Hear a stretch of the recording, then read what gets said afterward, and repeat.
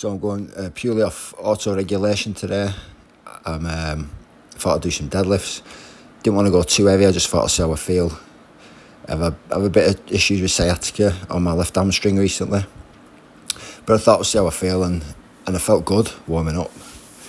Got to like 160, 180, and I was going to leave it there and then drop it down for some speed pulls to superset with kettlebell swings. But because it just felt really good, I was bracing really well. And I felt strong. I thought I'll push it to 200, and then when that moved really well, I thought, well, hit the 220. I like it in 220 when I can.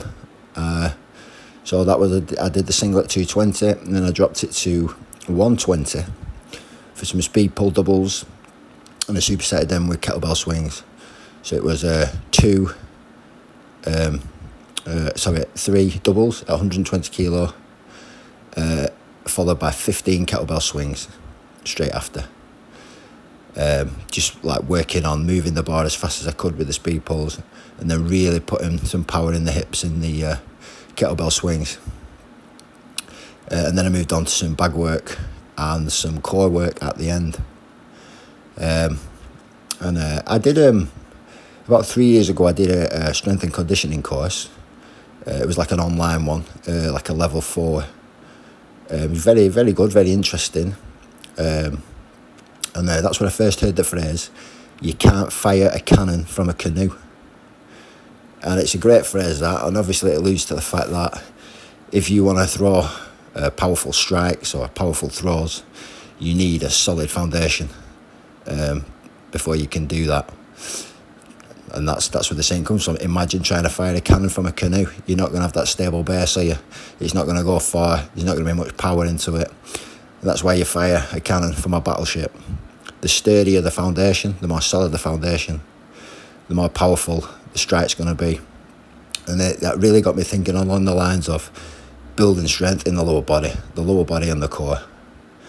Obviously, there's I know Boxing Science did a study where they found that there's a direct correlation between punch power and abdominal muscle mass, and that makes sense, doesn't it? Obviously, the force travels through the lower body, through the core, and into the punch. Or it's the same if you're a thrower. I can imagine like a javelin, discus, hammer, combat sports person, punching, kicking.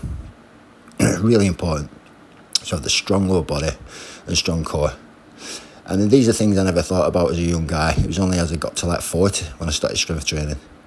As you first going into the gym as a 20-odd-year-old, it was all about big shoulders, looking good in a t-shirt, so you can go and impress the ladies. That's what it was about. But obviously I'm grown up now, I've got a family, and it's all about being strong and fit and a good all-rounder.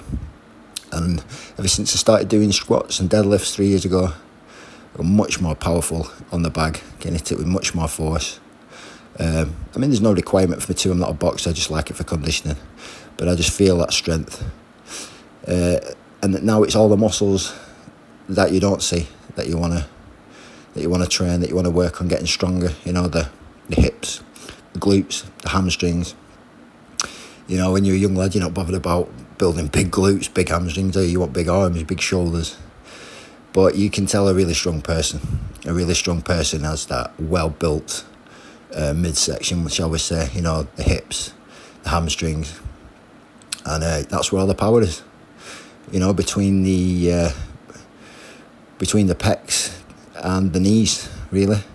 You can see some weightlifters who, from the chest up, they don't even look like they lift weights, but you can see all that power. You've got massive glutes, you've got a big ass, big hamstrings, and that's where it's at, and that's what I'm trying to strengthen as much as possible.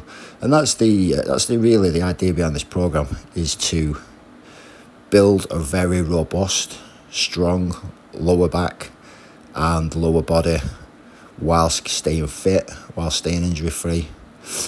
That's why I need to, maybe not push the deadlift so heavy as much as I am doing, but like I say, I'm auto-regulating my training, and it felt good today. It felt strong, so I pushed it. So now I've got 8-9 days off work. Going to give it a real good blast the next 8-9 days. Finish off this big strength block I've been doing, and then we'll see what the future holds then.